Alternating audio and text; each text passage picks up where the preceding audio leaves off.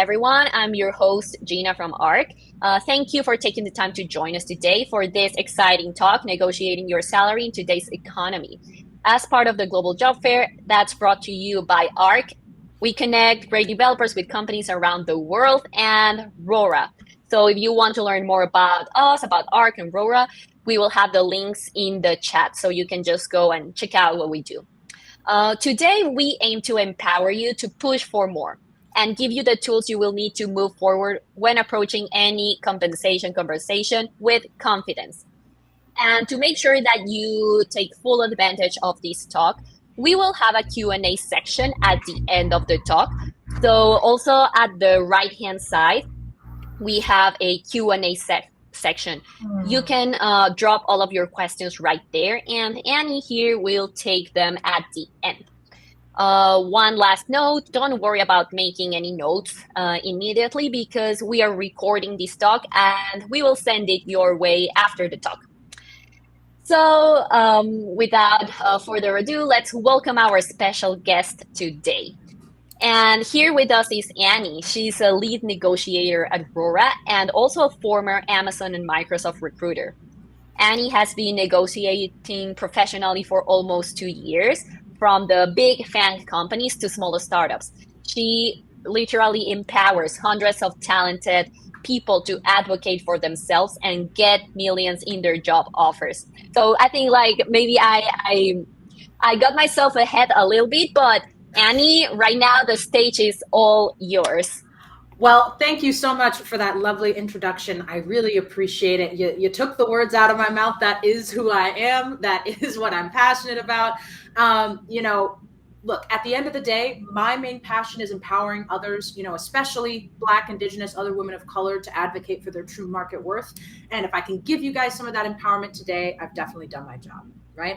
And, as Gina said, I am a lead negotiator at Rora. I've done negotiations pretty much all over the world for folks based in Singapore, Germany, pretty much all over Europe. And, from everything from pre-seed, Series A, startups, all the way up to Big Fang. So, at this point, I've seen a lot of what these recruiters typically say and navigated many of these conversations, right? And when I was at Microsoft, I focused on, interviewing folks for their prestigious Explore internship. And at Amazon, hired folks for loss prevention. And it was just a really good opportunity to kind of see what's the, candidate life cycle as well as what's the company's internal life cycle, right? But as we began this conversation with, is it even possible to negotiate given today's market, right? And the answer to that is yes. Now more than ever is the time to secure the compensation that you need to keep you and your family comfortable and afloat during this time. And, boundaries are always getting pushed, right? In terms of, your work-life balance, in terms of the responsibilities that you're taking on. So it's really important to set these clear and firm boundaries from the start. And, I know that there's a lot of hiring freezes happening. There's a lot of doom and gloom in the news, and to a certain extent, it's correct. It is a tougher negotiation market than it was, in early 2021, 2022. I remember a time when Amazon, when they would give out offers, they would be pretty willing to go above the top of the compensation band to make it work.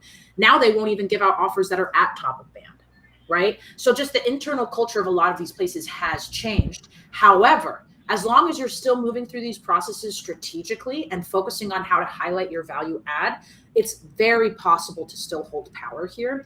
And, just remember, lots of companies are still hiring and negotiating compensation.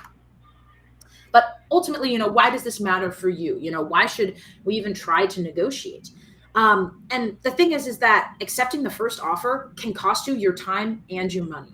Right? Because whatever offer that you accept, that's what all future raises and promotions are based on, right? So if you don't end up negotiating, if you accept a baseline offer, you can never really be made whole again, compared to your colleagues. And ultimately, you'll have to leave the company to really make a dramatic change in your salary. I'd also say that negotiation is a really good window into what the company's morals and values are and how much they're really valuing you. Right? In some instances, I've seen clients who've had opportunities, at multiple really exciting companies. I knew one, for example, who had an opportunity with Plaid and with Stripe, and they realized that, while they thought they were more interested in Stripe to begin with, Plaid just voluntarily went and increased their offer by like $100,000. So it was very clear that, Plaid was the company that was putting their money where their mouth was. And that really changed that person's perspective moving forward. But this does feel like an uphill battle, right? There's an information asymmetry. When it's you versus this company, when you're going independently, it's just you and your colleagues, right? That might be able to give you that context. And then some online data points, which has, iffy credibility because everybody got the $1 million offer online, right? Anybody can hide behind anonymity in that regard. And from the company's perspective, they know exactly what all these other companies are paying. They know what the market data and the trends are looking like. They've got comp analysts whose whole job it is to identify what compensation specifically makes sense for this role. You've got recruiters who are also trained to negotiate. Like I was at Microsoft passing by a group of what they called closer recruiters. And these are folks who were specifically, their whole job was to negotiate comp with new grad offers. And they were being told they will always decline the first offer. Here is what you do in this situation when they decline. Here is what you do when they come back with their counter offer, right? So they're really getting that hands-on negotiation training. You've got the hiring manager who knows what the team budget is, right? So there's just all this information that you don't have access to. And, that's why places like Rora exist, right? We are definitely familiar. We can definitely help. But, if you want to go solo, do your research as much as you can. I'd say if you're looking online, my favorite resources are H-1B salary database, has a ton of good base salaries, especially in the United States. Levels.fyi is good for yearly compensation. I wouldn't really trust it for offer breakdowns. Team Blind is good for offer breakdowns, but it's a forum, so there's a lot of noise on there. And, talk to your peers, right? At the end of the day, what's most impactful is learning from your colleagues what compensation they're making. And I know that, HR people in the chat are not going to love that, but I'll tell you this, compensation conversations with your colleagues are super important because you'll never know if there's a deficit in your compensation unless you have those dialogues. It should definitely be more normalized. But, I'm sure that as you've moved through these conversations before, the company's told you, oh, well, we'll take care of you, we'll promote you, we'll give you raises. So why should I bother pushing for higher compensation now? And again, it's because all your future promotions are based off of what you accept, right? It gives you insight into how the company is valuing you. And to give a more tangible example, we helped someone who was a DeepMind researcher. They went to DeepMind and they accepted the first offer that was given to them without negotiating. That offer had an equity package of $340,000. After doing the right thing and speaking to her colleagues, she realized there was a deficit of $700,000 in her equity grant. That is massive. Right? And it's not like she was slacking. She was doing really high quality work. The first paper that she authored got an oral spotlight at NIPS, right? That's a big deal. And the manager knew that and wanted to acknowledge this person's hard work. So they gave them an exceeds expectations rating and a 20% raise on the base salary, which was the highest that they could approve. But even with that and with equity refreshers, maybe in 2070 she would have been made whole, but that's a long time to wait, and it's just, there's no way that they could have made up that difference, right? So she ended up leaving DeepMind, and then DeepMind lost a really talented researcher and she wasted her time, right? So if she had negotiated, who knows what could have happened. And just remember, the value you create for a company is never going to be close to the value you extract in the form of compensation, right? So that's why people, for the most part, they leave their company to get meaningful compensation changes. So, if you really want to have solid and secure compensation from day one, you have to push for it. But, there are some scenarios where it doesn't make sense to negotiate. And I would say, especially in these days when there's a lot of reorgs and team changes happening, if you don't have a point of contact of a hiring manager as you're moving through these interviews, that's going to make things a lot tougher, right? I've seen some orgs where they're, changing out the hiring manager, and that way you don't really have that internal advocate, right? To go and, go to the VPs and the directors and say why you deserve higher comp. I'd also say it's tough when the hiring manager doesn't seem to show a lot of interest, right? That indicates that there's low social capital, that they won't be as motivated to go and advocate for you, right? But there are ways to increase that social capital, and we can talk about that a little bit later on. But, one of the most common things I hear, especially from women, is, well, I don't want to be greedy, right? Here's the thing about greed. Greed is asking for something when you're providing nothing in return. You are providing high quality work in return. So of course you need to come to a value that makes sense, right? And remember, this is a standard part of any business relationship.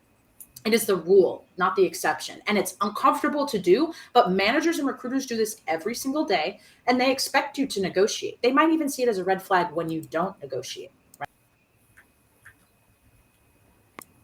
So it's okay to feel awkward, but don't let that stop you from trying.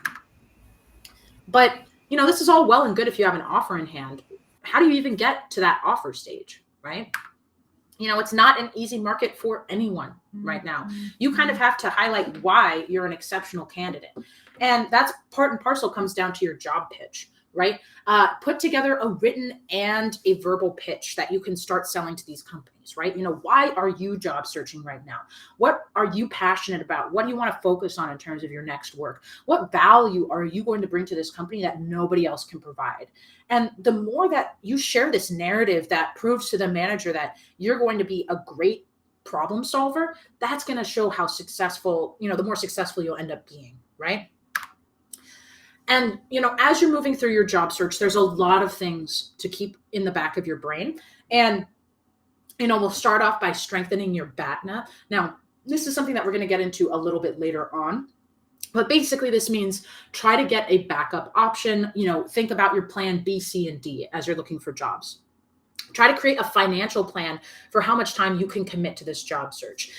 Minimum of 6 months is ideal to find that sort of Goldilocks dream job. But, it can take up to a year as well. So, if you can afford to, taking that additional time can really help. And that, excuse me. Apply to companies based on what you're actually interested in, not just job openings. Because if you're applying for like the standard PM job posting on an Amazon website career page, you're not guaranteed to get at the right level that you're looking for. It might not even be a discipline that you're as interested in. So, try to use your network to set up informational interviews, get your foot in the door, try to get those referrals, and avoid doing as much random application as you can. I'd also say as you're starting to schedule your interviews, try to do your interviews with the companies you're least excited about first, so you can use them as practice for your more, higher stack rank opportunities. Be aware of exhaustion, right? The top 3 enemies in a negotiation are desperation, urgency, and exhaustion. And you need to make sure that you are checking in with yourself as you're moving through these interviews, especially if you're working full time. Right? If you're working full time, it's a lot to take on even 5 different companies' interviews, right? Let alone more than that. And then, if you're doing this as your full-time job for job searching, then maybe 8 would be good. But even still, you still need time to rest and recover while you're doing this job search. You also want to make sure you're collecting feedback from all these companies you're interviewing with. You want to create a brag sheet of what people are calling out as your top skills. Because while you might think, hey, this project that I worked on at Meta was really impactful, they actually care way more about, your PhD or whatever that is, right? So make sure to take note of that. But going back to point 1, the BATNA. This is something that is so crucial, especially right now when people are so dramatically affected by layoffs. Right? And the BATNA is your best alternative to the negotiated amount. This is what allows you to walk away from a crummy opportunity, right? From a low-paying offer, right? So how can, we get your financial runway a little bit longer? How can we find out, which other opportunities could be plan B, plan C, plan D? And obviously a BATNA is a lot easier to obtain when you're currently employed, right? But if you're not currently employed, my main recommendation to you would be try to interview at multiple companies and maybe even consider lower target companies. Like consider, could I come on as an advisory position for my friend's startup? Could I be a contractor for a period of time? Could I do some kind of consulting work? Just so that way, first and foremost, like your mental health isn't suffering, because I know for me, if I'm unemployed for too long, my brain starts to go a little crazy, and it also just gets some income coming in. So, you're not as desperate to get employment. Start thinking about, what are you passionate about? What's your passion project that you've been wanting to work on? Is that building your own consulting firm? Is that building your own, bought to trade crypto, whatever that is, right? Work on those things just to also demonstrate that you didn't really have a gap in your resume because you were still actively doing different projects, right? Even thinking through, how can I give back to my community during this time? Or how can I really focus on getting myself mentally, emotionally prepared for this journey? Especially I'm going to have a kid soon, so let me focus on that for the time being.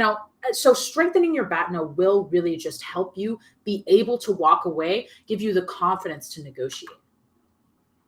But how can we set you up for success in other ways as you're moving through this job search?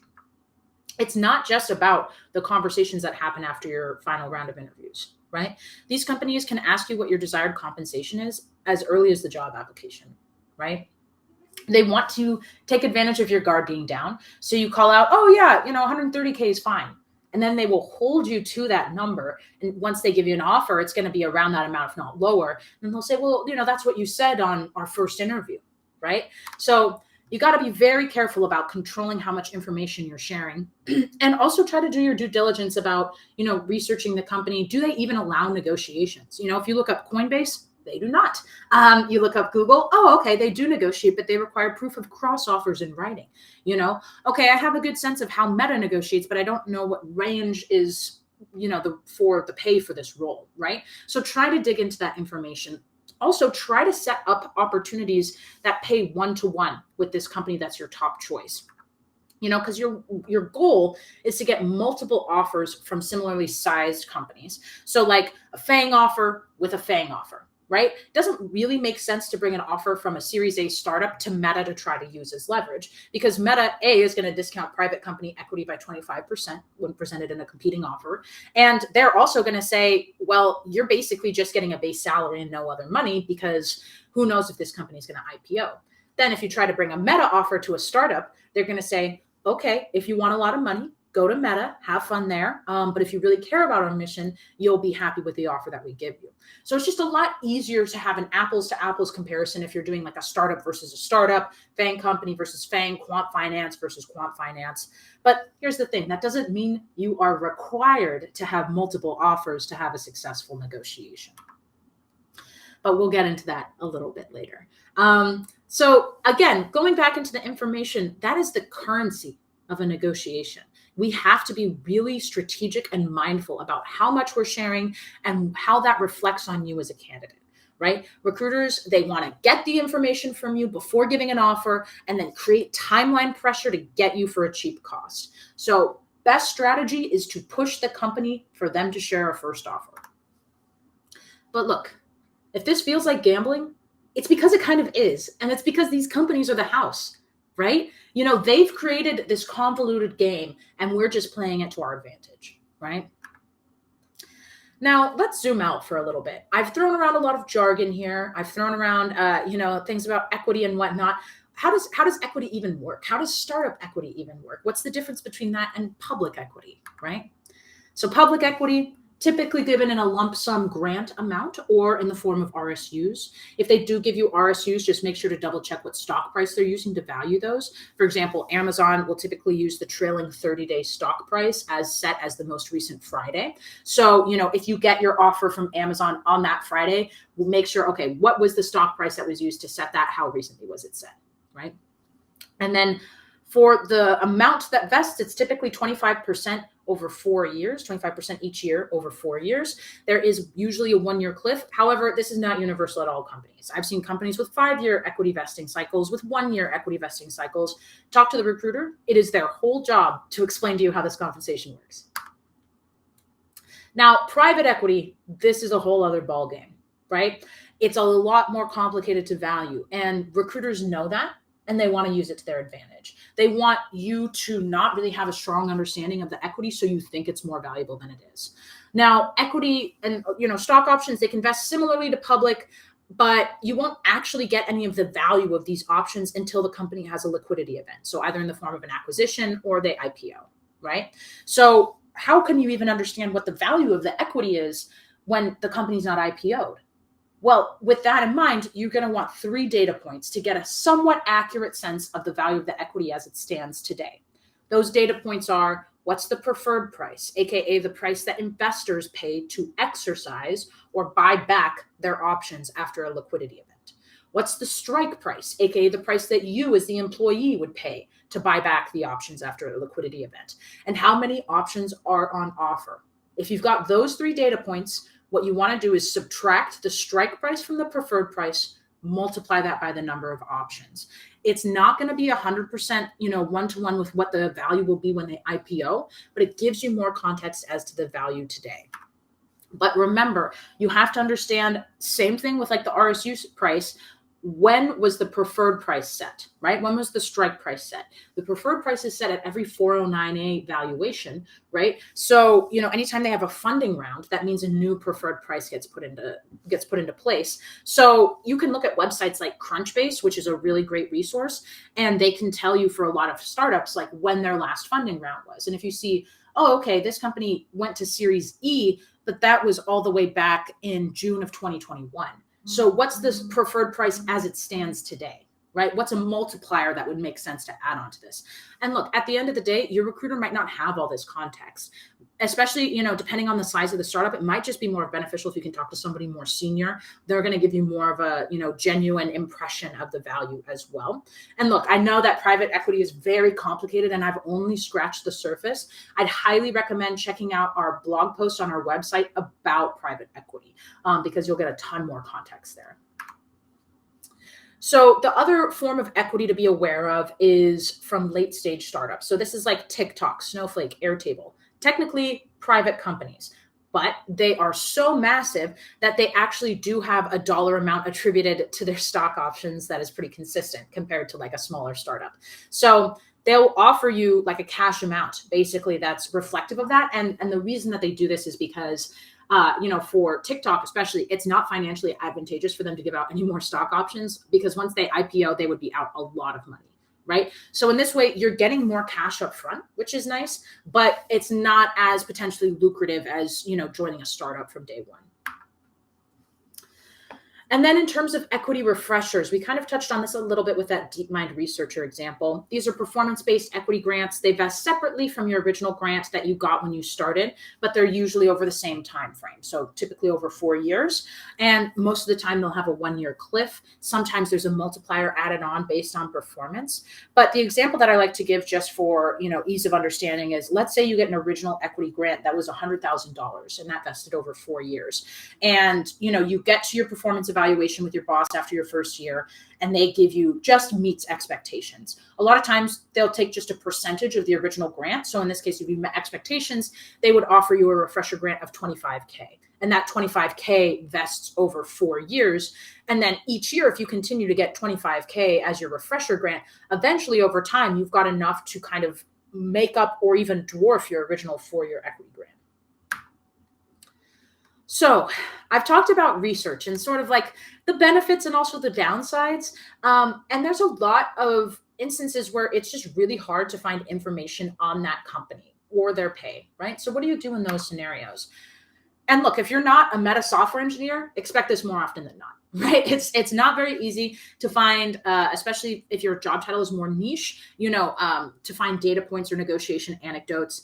Again, with the websites that exist, just be mindful, like Glassdoor, their comp is not that great, but they do have good reviews of the company. Levels, it's great for yearly compensation, but they don't have very good offer breakdowns because they don't always reflect companies' unique structures.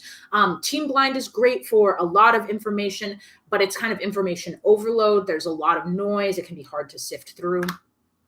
But again, there's a decent chance that even by taking all those steps and looking at all those resources, there's nothing there, right? So if that is what happens, push the company to share the first offer, add a reasonable percentage onto that yearly compensation as your compensation ask. So what is a reasonable percentage, right? It really depends on the company and the leverage, right? If it's a smaller company and you don't have any other options really in the pipeline that are that far along, maybe ask for a 20% bump. If it's a larger company and you've got pretty strong leverage, you've got some other offers on the horizon, maybe ask for a 30% increase on the yearly comp. But overall, whatever you ask for, just make sure to ask for above what you actually want. If you want 100K yearly compensation and you ask for it, Best case scenario, the company will match at 95. They are never going to match exactly what you ask for. They will come in under. So ask for above what you want, and they will come in where you want.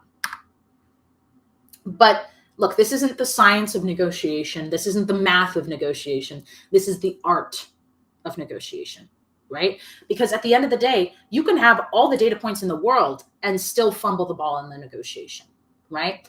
And be aware too that with that information, you can dole it out, as needed, but there's no reason to share all of the information at once, right? And a lot of that just comes down to how do I play these cards is within the negotiation skill, right? So what's negotiation skill? What defines that? There's a couple of factors, right? These are some of the big ones that I think are important to call out. First and foremost, this is not a confrontational experience. This is a collaborative experience. A lot of people tell me, especially women, I don't like negotiating because it feels confrontational. Remember, your recruiter is the messenger. They don't even really have power here.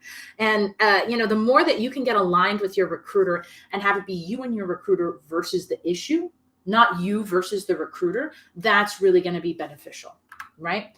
And yeah, your recruiter doesn't really have any power, right? They're kind of a weird position. They're sort of like the middleman between like comp team, hiring manager, and candidate, but they're also like a salesperson for the company, right? And they're also trying to advocate for you. So it's, they're kind of a double agent.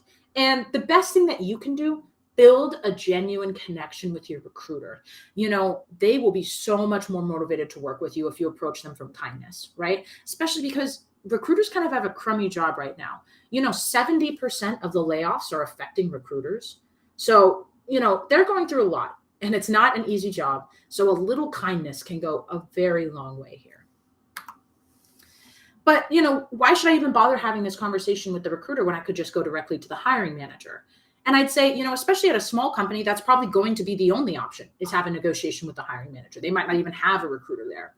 But ultimately, at larger companies, what we've seen is that hiring managers don't love to negotiate comp. They feel that it's below their pay grade. It's the recruiter's job. And I will say that doesn't mean that you can't build that rapport with the hiring manager and have that be advantageous, right? We were talking about increasing your social capital within the company.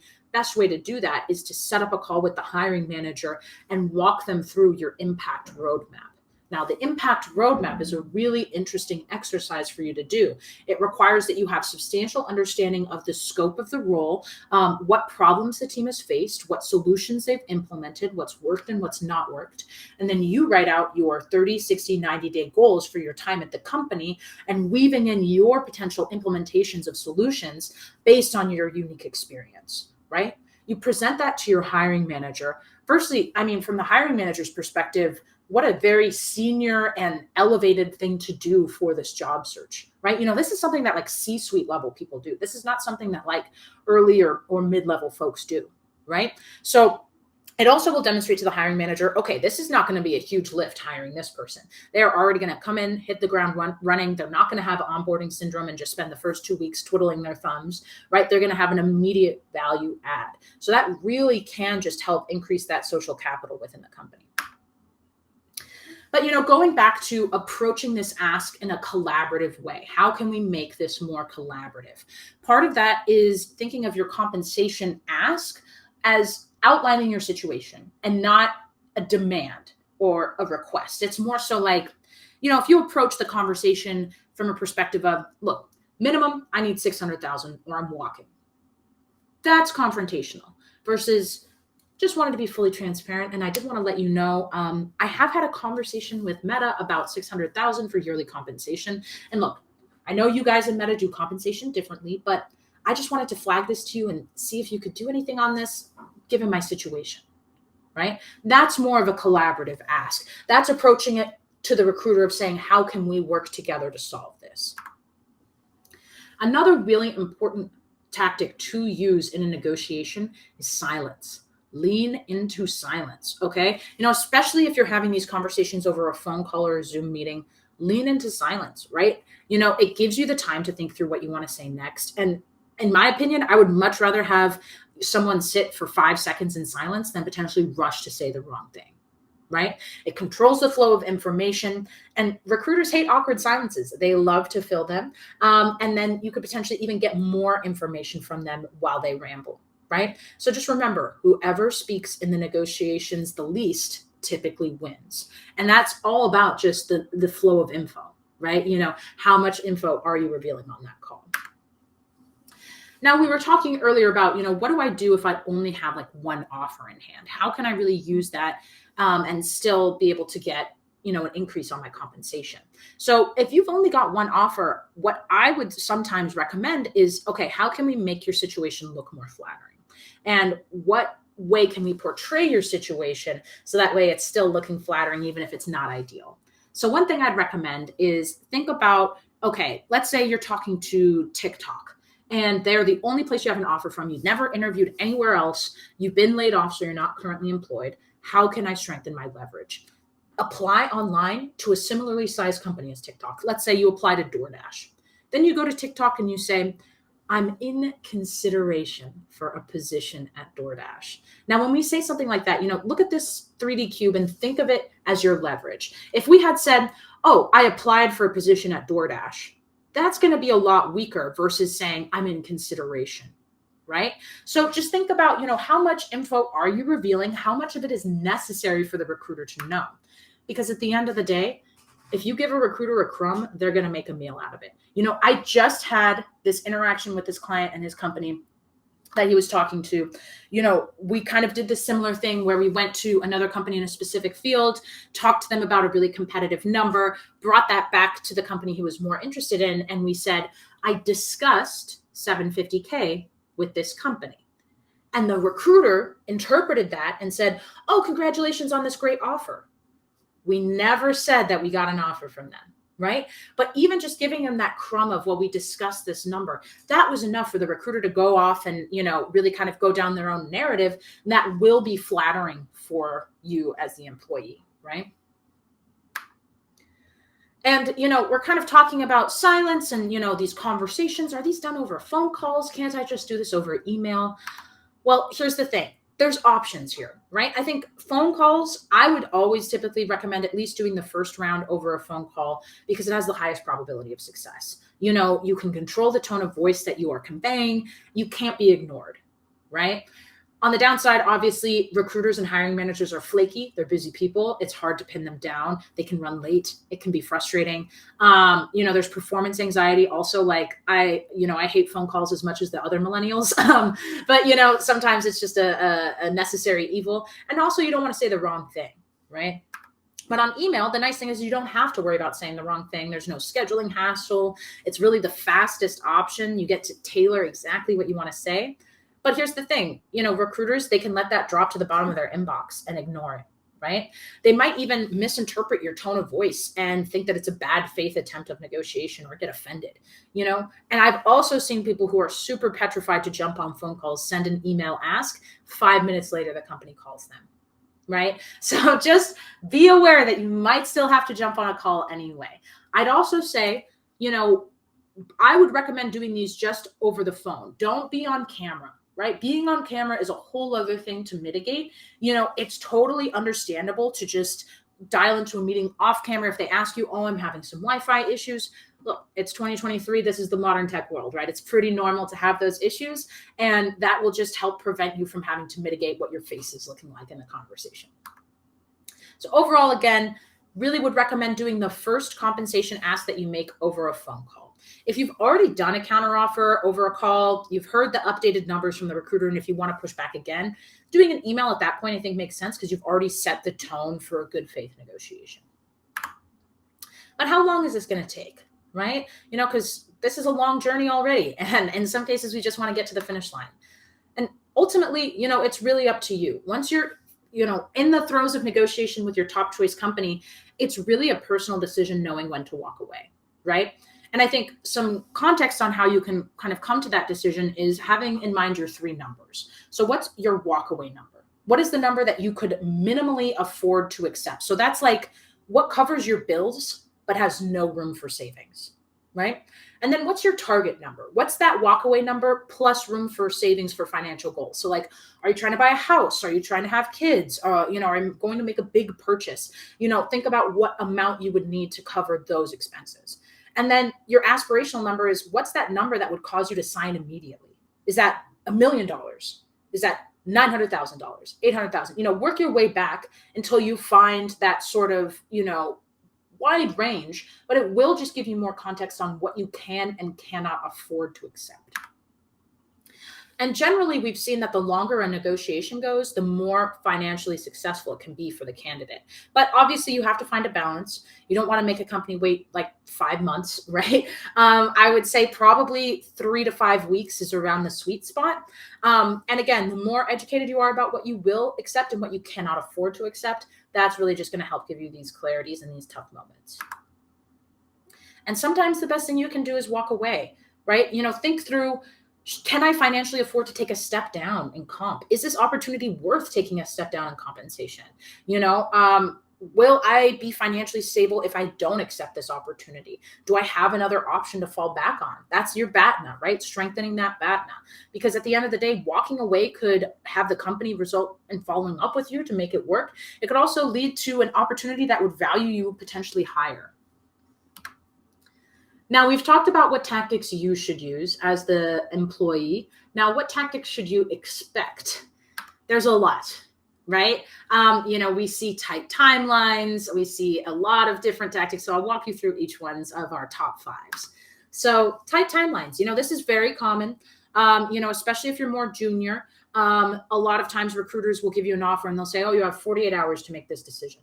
Here's the thing. Timelines are a strategy tactic, a pressure tactic. The only time there's a real justification is if they have other candidates waiting in the pipeline.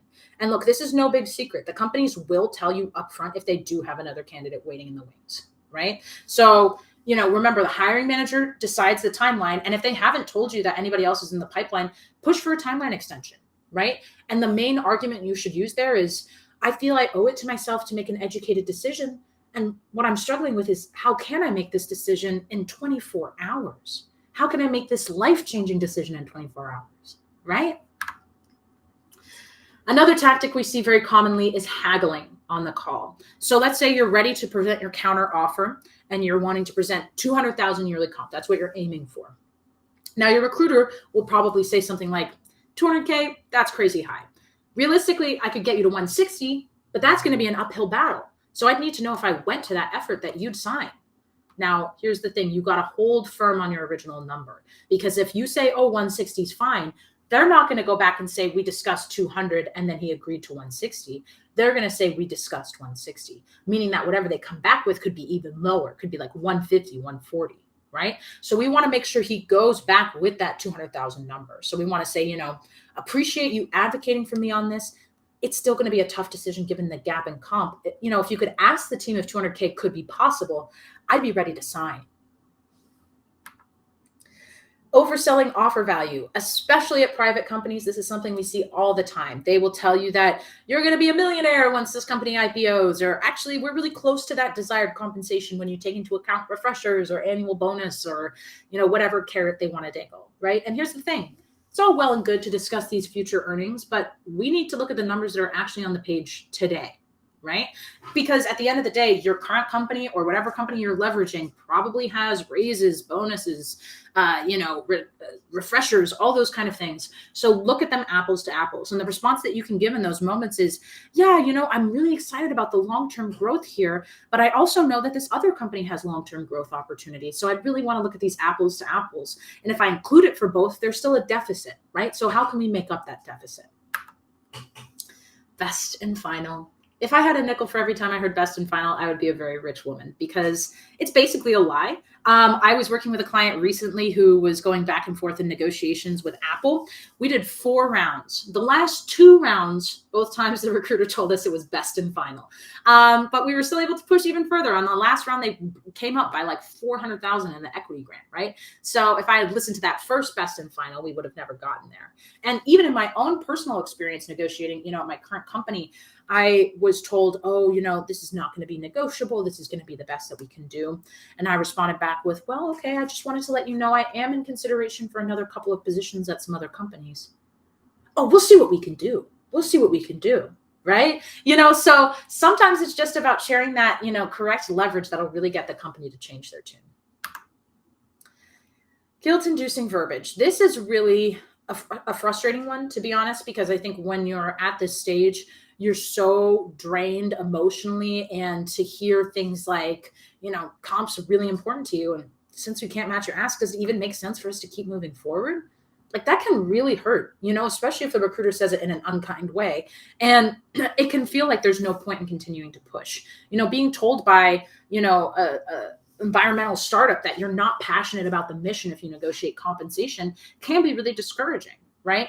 But the best way to respond to guilt-inducing verbiage is the excitement sandwich. So at the end of the day, when they're using this verbiage, it's to test to see how motivated you are by this opportunity, because the recruiters are financially incentivized to get you to accept the offer when you have other companies on the pipeline, right? So if you're talking to Meta and Amazon, and if you sign with Meta, that recruiter is going to get benefited because you had an Amazon opportunity that you didn't go to, right?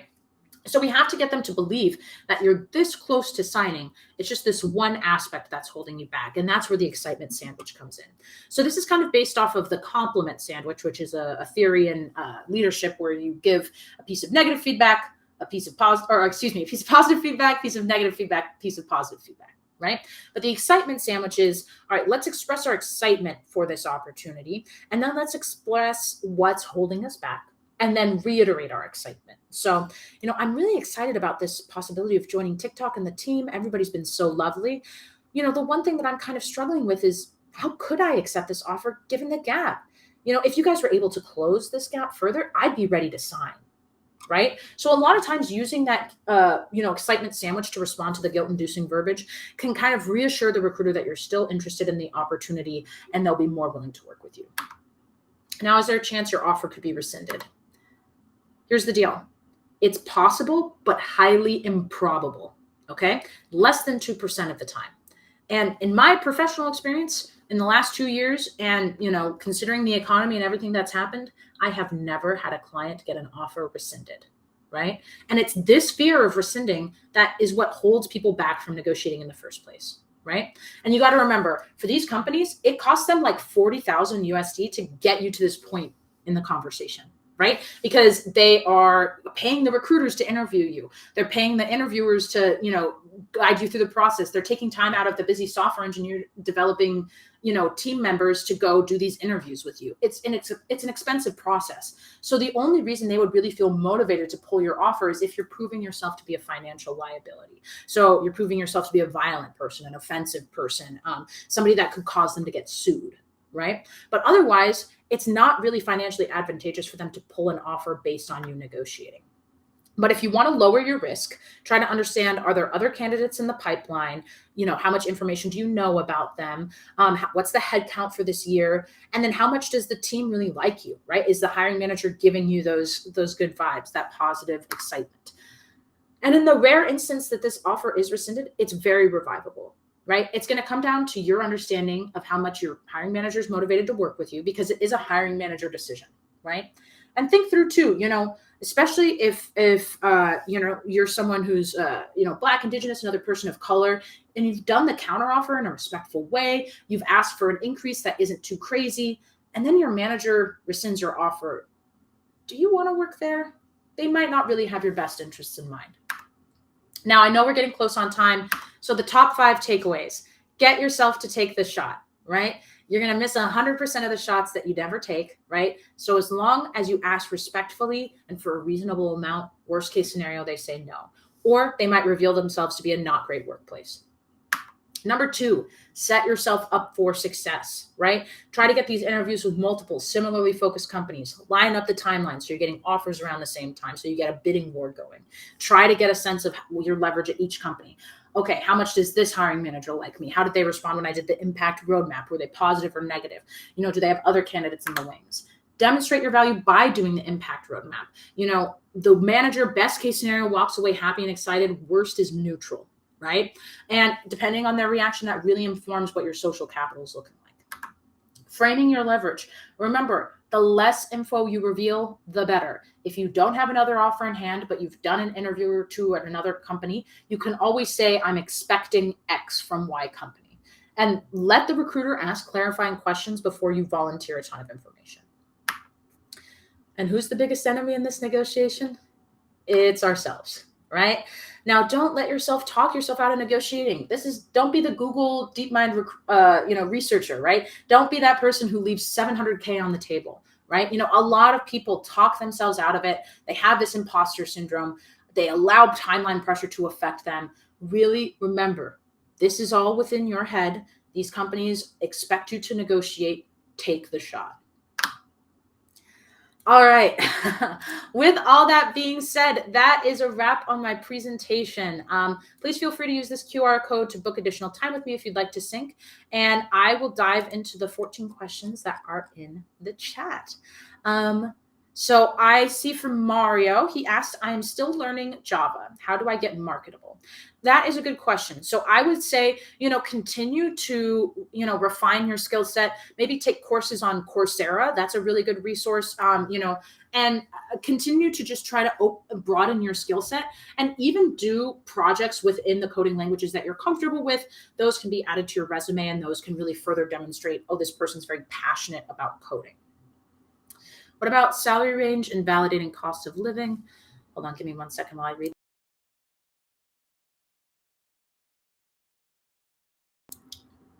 Yeah, for cost of living, it can be tough, right?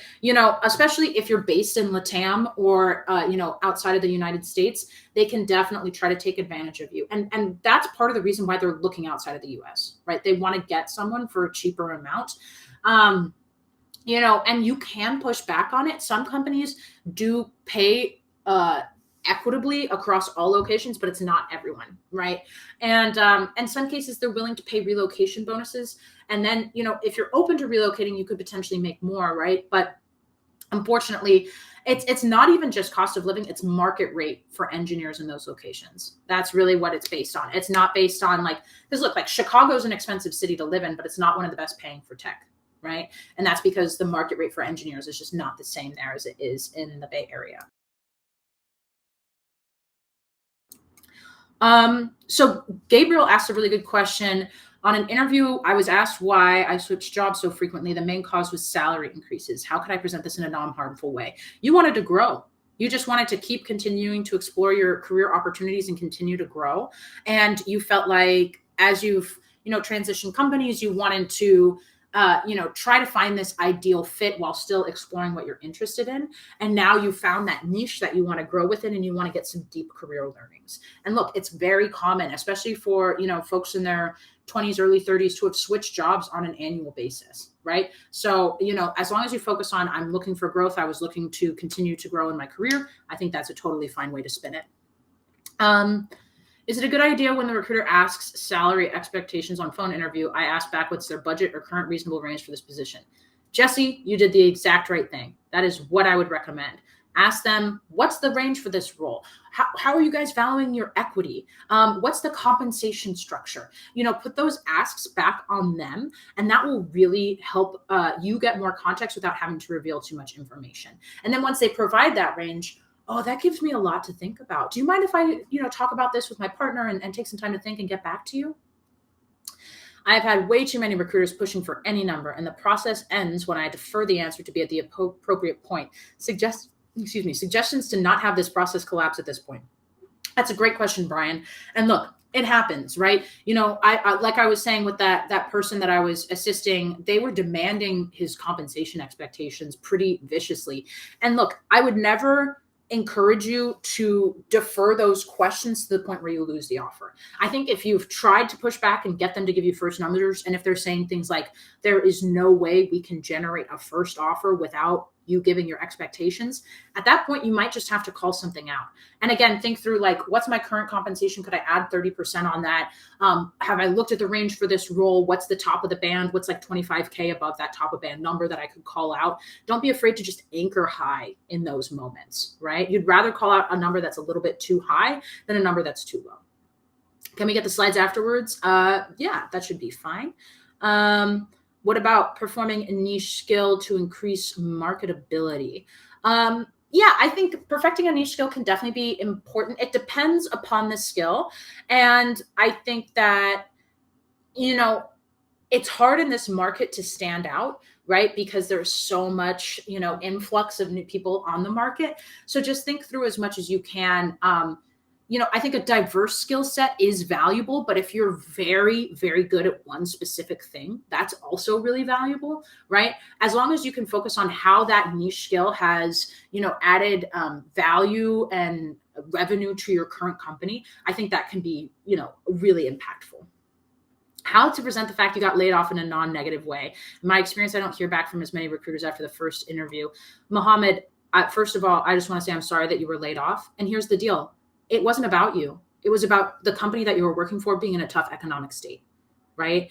And I think that it's fair for you to call out that I was laid off due to the economic state within Stripe, within Amazon, whatever it is, right? If it's not performance-based, you can call that out, right? And it's pretty fair because, everybody's going through tough times right now. A lot of people have been laid off. And, I think that so long as you present it as it was based on the company's economic state, as opposed to performance, I think that can help potentially soften it as well. Is it reasonable to say a salary range instead of an exact amount? Yeah, the thing is, if you quote them a range, they're going to give you the bottom of it. So just give them a high number in my recommendation. Is it better to take a lower title even though the company pays your expectation? That's a really good question.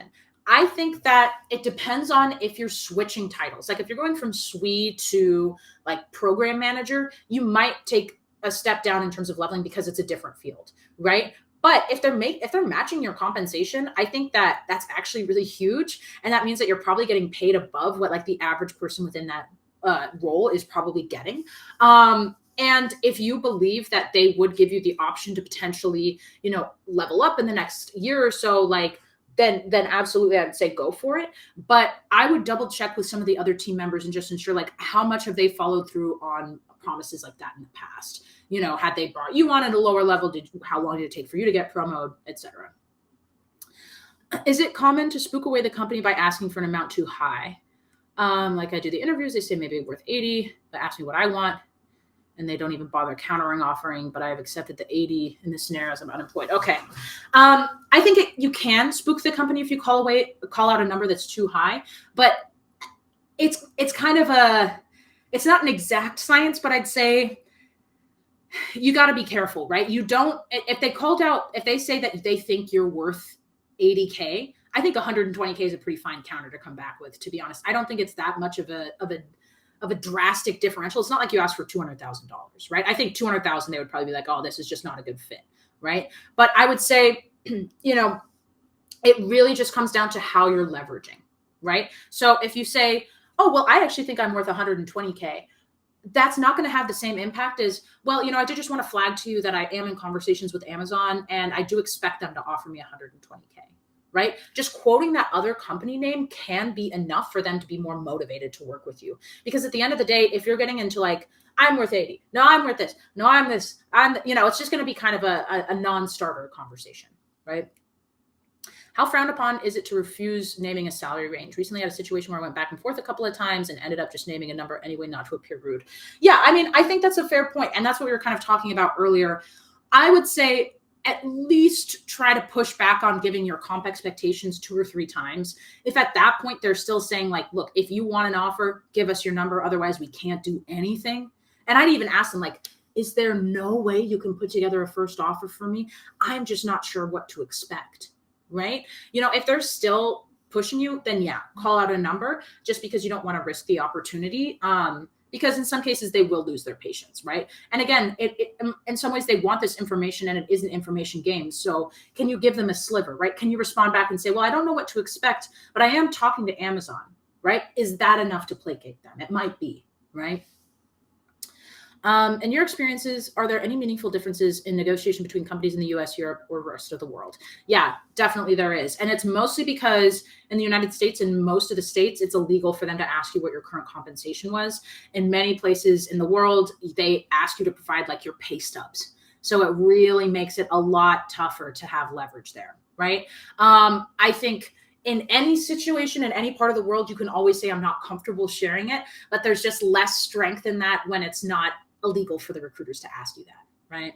But other than that, I would say just be aware that for larger tech companies that are usually based out of the United States, if they are offering you a position like, for example, like Meta Singapore, they're going to offer you equity in USD, but base salary and signing bonus in Singapore dollars, right?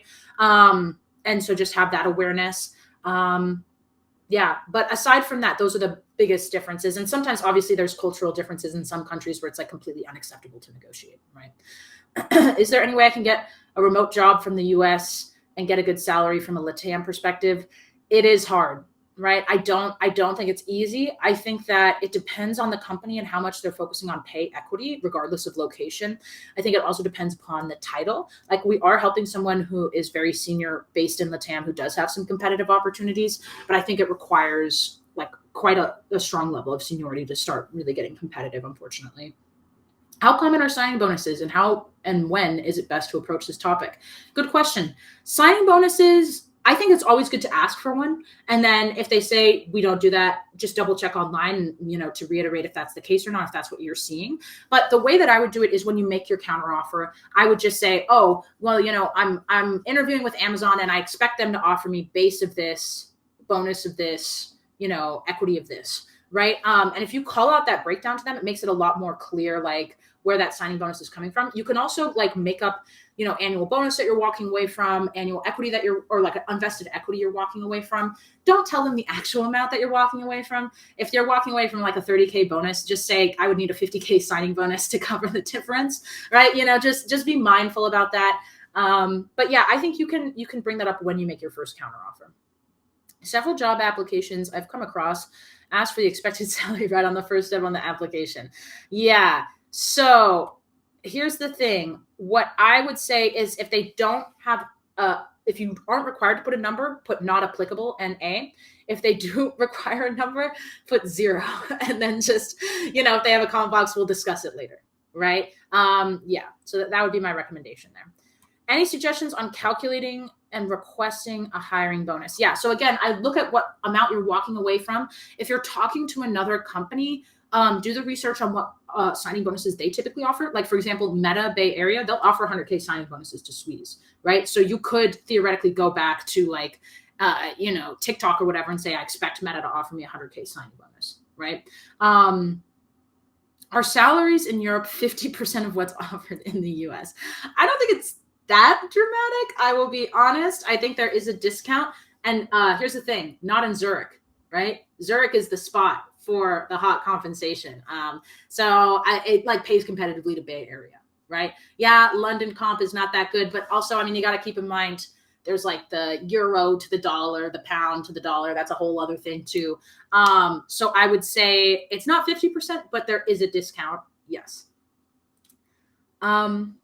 Those are the main questions that I'm seeing right now. We are at time. I just want to make sure if there's any other questions, feel free to call them out now, and I'll just wrap up there. Any other tips you can share?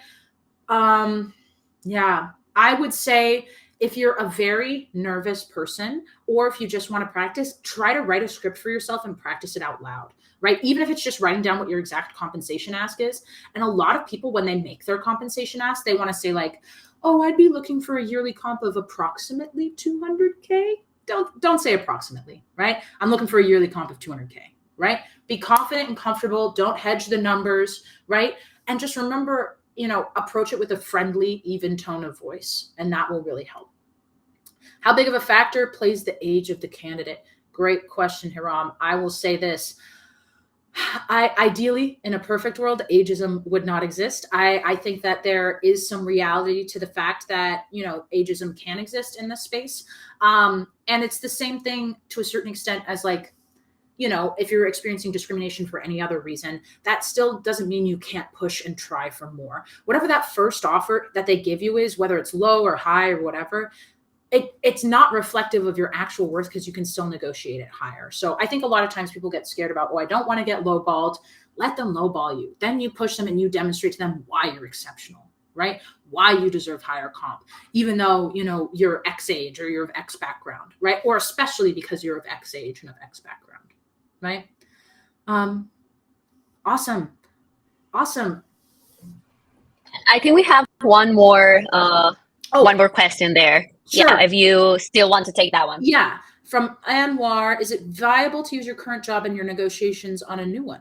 Yeah, 100%. I would say letting your current know you're under consideration. Oh, okay. Yeah, you got to be careful about doing negotiations with your current company until the offer from the other place has already been like close to accepted, because you don't want to like, I don't know, you don't want to alienate your current company. You don't want to make sure that they don't give you a referral or anything after that. So you just want to make sure that when you do those conversations with your manager, you're being very tactful. But I think you can definitely use promos and raises as justification for increases with your external opportunities. And the beauty of it is, in the US, they can't ask you what you make. So you can be a lot vaguer about like, oh, what are you going to get post-promotion? Oh, I'm not comfortable sharing that, but I can tell you that 500K is reflective of what I'd be making post-promotion, or whatever it is, right? Cool. Awesome. I think, yeah, those are all the questions right here. Annie, thank you so much. Like, you are really, really awesome. And I love the frameworks you shared, especially the excitement sandwich, I think it was. I think just like very actionable, practical advice for both developers and non-developers as well. So, yeah, thank you so much. And we are just in time. Thank you, everyone, so much for joining Annie and all the developers here. Definitely very helpful. And this is the end of our talk, but we already shared Annie's social media on the chat. So please go follow her if you still have questions, advice. Here is also the QR code. So please go scan it and book additional time with her to discuss. As a reminder, this is our event part of the job fair series. We still have 2 events left that are also in the chat right now, agenda and the comments. And if you enjoyed this session, want to learn more about Rora, about Arc, please also, we have the links in the chat. Thank you, everyone, and see you soon. Thank you, Annie, again. And yeah, we love having you here. Thank you so much. It was so lovely. I wish everybody a lovely rest of your week and a lovely weekend. All right. Take care, everybody. Thank you. See you, everyone.